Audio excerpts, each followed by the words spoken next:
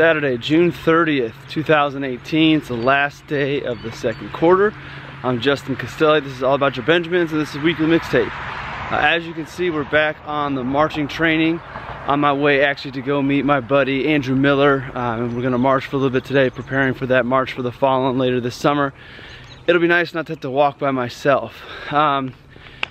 If you followed along on social media, you know earlier this week I was out in California, Dana Point, for EBI, Evidence-Based Investing Conference, and surprisingly, well, it's not surprisingly, but nicely enough, being in that conference for the first couple of days of the week, I didn't really pay too much attention to the news. It's kind of nice.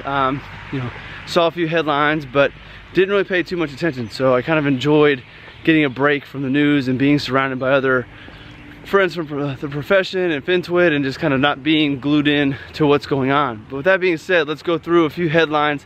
Gonna be more topical today and not go too deep, mainly because it's hard to walk and talk with 40 pounds on your back, and want to kind of keep it short and sweet, and there's a lot of headlines I just want to touch base on. The first is beginning to sound a lot like a broken record. Tariffs and trade wars moving the markets around this week. So we had a pretty, I won't say volatile, I mean number wise on the Dow, there were numbers removed, a couple hundred points, few hundred points, so it was volatile on that standpoint, but on a percentage basis, wasn't anything crazy, nothing out of the norm. But nonetheless, trade wars with China and tariffs drove the headlines around this week.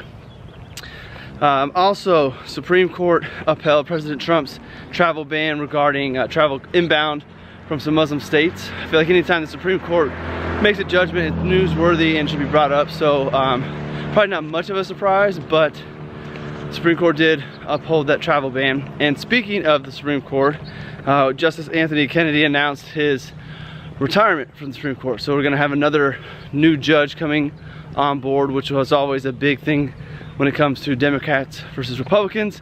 Obviously, trying to keep the Supreme Court in one way or the other, in control of the parties. So this will be another hot topic coming up over the coming months. I believe President Trump's going to be interviewing 5 candidates in the coming weeks, so we'll find out more about who might be Justice Kennedy's replacement. We're going to stay with politics, and I'm going to apologize again. I wasn't really paying that close attention to the news, so I did not hear much about this. I read about it. I think it's a big deal. Millennials are on the rise, and in New York, I'm going to read her name so I don't butcher it. Alexandria Ocasio-Cortez. Again, if I butcher that second name, I apologize, but she upset Joe Crowley in New York City as a he's a longtime Democrat incumbent. She's Democratic as well, but coming from the Bernie Sanders camp. So she upset him in the primaries, which is kind of a big deal.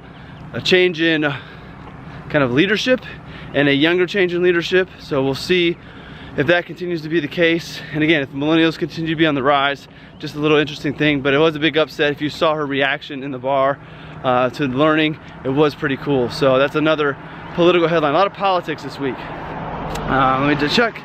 All right, and actually, we're gonna leave politics for a minute, go more business economic. Amazon announced that they're gonna be buying online pharmacy PillPack for about $1 billion. So their world domination tour continues, growing, snapping up businesses that are impacting other businesses. So naturally that day, Walgreens, CVS, those stocks were hit for the day. Didn't really pay attention to what happened Afterwards, but Amazon continues to try to get everything under their umbrella and get us to buy from them all the time. And in kind of economic news, the first quarter GDP number was revised down from 2.2% to 2%. So I never understand really why they do these numbers and revise them later. We get all excited about what the news happens to be when they originally come out. 2.2%, we get excited about that, and then a couple months later, it gets revised down. So not a terribly large revision, but nonetheless was revised down.